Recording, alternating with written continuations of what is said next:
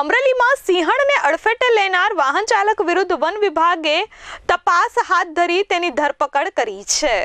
અમરેલીના જાફરાબાદના હેમાળ ગામે સિંહણના મોત મામલે વન વિભાગે આરોપીની ધરપકડ કરી છે। હેમાળ ગામે નેશનલ હાઈવે પર અજાણ્યા વાહને સિંહણને અડફેટે લેતા તેનું મોત નિપજ્યું હતું। 4 દિવસ પહેલા ભાવનગર સોમનાથ નેશનલ હાઈવે પર આ ઘટના ઘટી હતી, ત્યારે સિંહણનું મોત નિપજાવનાર વાહન ચાલકને વન વિભાગે ઝડપી પાડ્યો છે। 3 થી 5 વર્ષની સિંહણને સ્વિફ્ટ કારમાં કચડી નાખી નાસી જનાર કાર ચાલકને વન વિભાગે શોધી કાઢ્યો છે।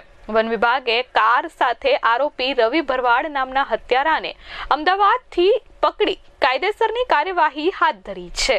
વન વિભાગે કાર ચાલકને ઝડપી પાડી વન્ય પ્રાણી અધિનિયમ 1972ની જોગવાઈ મુજબ ગુનો નોંધી તેની ધરપકડ કરી છે। ગત 4 જાન્યુઆરીના રોજ જાફરાબાદ રેન્જના કાર્યક્ષેત્રમાં આવતા હેમાળ ગામની સીમમાંથી પસાર થતા સોમનાથ ભાવનગર કોસ્ટલ હાઈવે ઉપર રાત્રિના સમયગાળા અંદાજે 10 થી 11 વાગ્યાની આસપાસ એક માદા સિંહણનો મૃતદેહ મળી આવેલ। આ મૃત્યુ કોઈ પૂરપાટ વાહનની અડફેટે આવી જવાના કારણે થયેલું હોય એવું પ્રાથમિક દ્રષ્ટિએ જણાયું હતું, જે પીએમના આધારે કન્ફર્મ પણ થયું।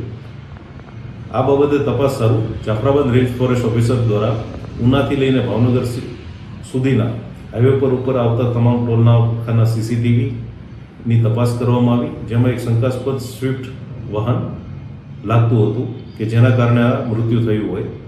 આ વાહન માલિકની તપાસ કરવા માટે ટીમ અમદાવાદ ગઈ અને ત્યાંથી અમદાવાદ પોલીસને સાથે રાખીને જે વ્યક્તિ ચલાવનાર હતો તેની પૂછપરછ માટે જાફરાબાદ લઈ આવેલ અને આજ રોજ એની અટક કરેલ છે। આ આરોપીને નામદાર જાફરાબાદ કોર્ટમાં આજરોજ રજૂ કરવામાં આવે અને કોર્ટ દ્વારા આરોપીને જેલ હવાલે કરેલ છે। સાહેબ, શું લોકોને અપીલ કરજો?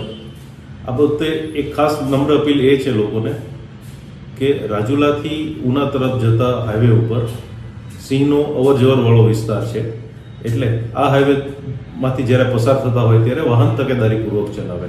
વન વિભાગ દ્વારા આ હાઈવે ઉપર આ બાબતના સાઇનેજીસ પણ મૂકવામાં આવ્યા છે કે જ્યાં આવી અવર જવર થતી હોય ટોલના સ્ટાફને પણ જાગૃતિ માટે જાણ કરવામાં આવે છે, પણ જો તકેદારીથી વાહન ચલાવવામાં આવે તો આવી કોઈ દુર્ઘટના ન બને।